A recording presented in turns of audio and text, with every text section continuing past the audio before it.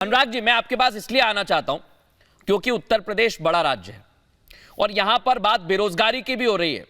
यहां पर बात तो यह भी हो रही है कि अगर इंडी अलायंस मुद्दों पर रहेगा तो फिर जीत भी हो जाएगी। अभी दावे भी कर दिए गए, हटाने की बात कह दी गई है।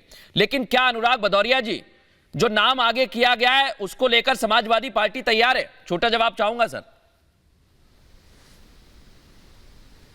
देखिए, मुझे तो लगता है कि आपको भी इंडिया बोलना चाहिए। आप इंडी क्यों बोलते हैं? यहीं आप अपने आप को डाल देते हैं शंका के घेरे में। आपको तो इंडिया गठबंधन बोलने में तो दिक्कत नहीं होनी चाहिए। आप इंडी इंडी चिल्लाते हैं, इसलिए हमें थोड़ा सा शंका होती है कि भाई आपको तो कोई मजबूरी नहीं होनी चाहिए। बीजेपी के प्रवक्ता की मजबूरी मैं समझ सकता हूं।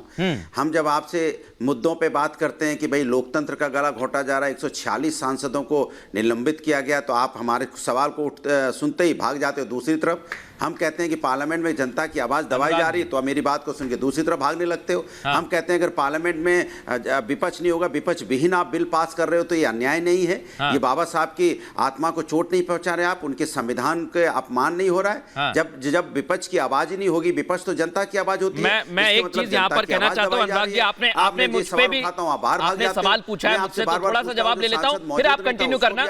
आपने कहा कि आप इंडिया बोलिए, आप इंडी मत बोलिए। अगर अनुराग जी मेरे इंडिया बोलने से आपको फायदा हो रहा है तो मैं इंडिया भी कह देता हूं अभी। लेकिन क्या मेरे इंडिया बोलने से आप एक चेहरा तय कर लेंगे? क्या मेरे इंडिया बोलने से सीट शेयरिंग हो जाएगी? क्या मेरे इंडिया बोलने से मेरे इंडिया बोलने से उपराष्ट्रपति का जो अपमान हुआ है उस पर माफी मांग लेंगे? बोल लीजिए, चलिए। अच्छा, चलिए इसी बात, आज देखिए किस तरह की बात। संविधान पे पद पे बैठे व्यक्ति अगर ये बोले कि मैं इस जात से आता हूं, तो ये हिंदुस्तान के लिए ठीक नहीं है। ये भी ठीक नहीं है कि जब वो बोलते हैं कि मैं जाट समुदाय से आता हूं, तो किसानों का क्या था? किसान धरने पे बैठे थे, कितने किसानों की मौतें हुई थी, तब वो समुदाय याद नहीं आया?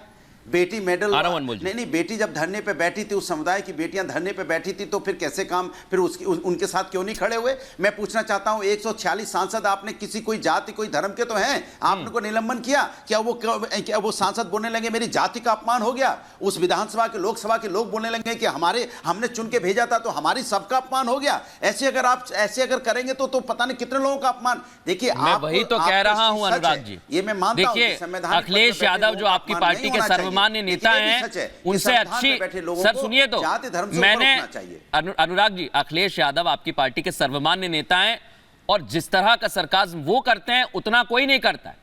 वो ऐसे पॉलिटिशियन हैं जो बड़ी बारीक से बारीक बात कह जाते हैं हंसते हुए। लेकिन क्या ये नहीं होना चाहिए था कि अगर वहां पर अपमान हो रहा है तो रोका जाए? मैं आपका जो सवाल है उसका जवाब लूंगा तुहीन जी से। तुहीन जी, देखिए, वो कह रहे हैं आप जाति का हथियार बना लें जी। उस सवाल से आप भाग रहे हैं। बात है राष्ट्रीय सुरक्षा का। मैं पूछ रहा हूं ना अनुराग जी, वही जवाब दे रहे हैं। मैं कहां भाग रहा हूं? मैं तो यहीं हूं, अभी टाइम है बहुत। 5 मिनट से नहीं आ रहा हूं आपके पास तुरंत। 5 सेकंड का मामला है। जी, देखिए, दो तीन बातें जो हैं प्रमुखता से आई हैं विपक्ष के द्वारा पिछले 5 मिनटों में। मुझे सबका जवाब देने दीजिए। जी बिल्कुल तुहीन जी, आपको मैं समय दे रहा हूं, लेकिन जल्दी ईडी